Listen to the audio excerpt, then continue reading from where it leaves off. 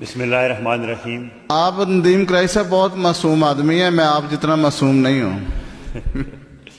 اے ہمیشہ زندہ اور قائم رہنے والے خدا تعالی، ہم تیری ہی رحمت کے طلبگار ہیں۔ جناب چیئرمین بہت شکریہ۔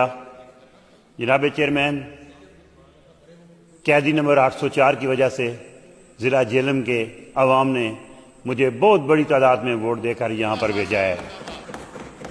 جناب اسپیکر، جب عمران خان صاحب وزیر اعظم تھے تو پوری دنیا دیکھ رہی تھی کہ وہ عام چارپائی پر بیٹھ کے جا کر عام لوگوں کے پاس، عام کسانوں کے پاس جا کر وہ بات کرتے تھے اور ان سے تجویز مانگا کرتے تھے، اور آج جب کہ عام کسانوں کو تجویز مانگنے کے بجائے انہیں ڈنڈے مارے جا رہے ہیں۔ جناب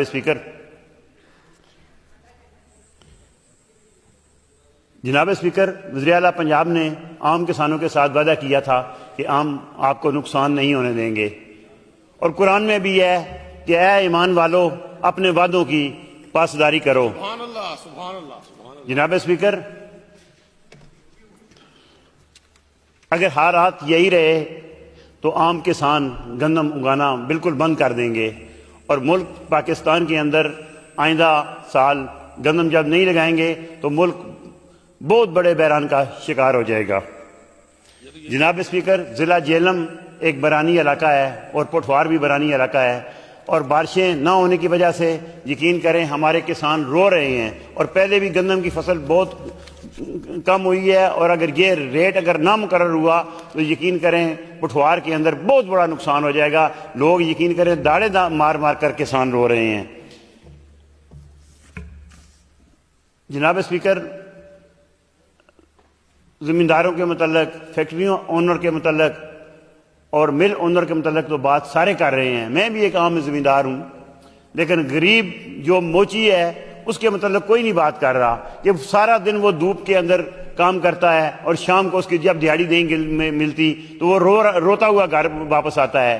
جو عام دیگ والا کام کرنے والا، دیگوں والا، سارا دن یقین کریں آگ کے اوپر دیگیں پکاتا ہے، جب وہ واپس گھر جاتا ہے تو یقین کریں اس کے گھر کا خرچہ نہیں پورا ہو رہا ہوتا، وہ بھی روتا ہوا واپس آ رہا ہے۔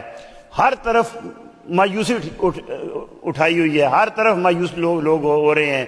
آپ مار روڈ پر باہر جا کر دیکھیں تو عام جو ڈاکٹرز ہیں، پیرا میڈیکل نرسیں ہیں، وہ رو رہی ہیں۔ آج 7-8 دن کے ہو چکے ہیں، پورا مار روڈ لاہور جام ہو چکا ہے۔ یقین کریں لوگ سینکڑوں میل سفر طے کر کے واپس مار روڈ کی طرف آ رہے ہیں۔ تو جناب اسپیکر، یہ حکومت مکمل طور پر ناکام ہو چکی ہے، مکمل طور پر فیل ہو چکی ہے۔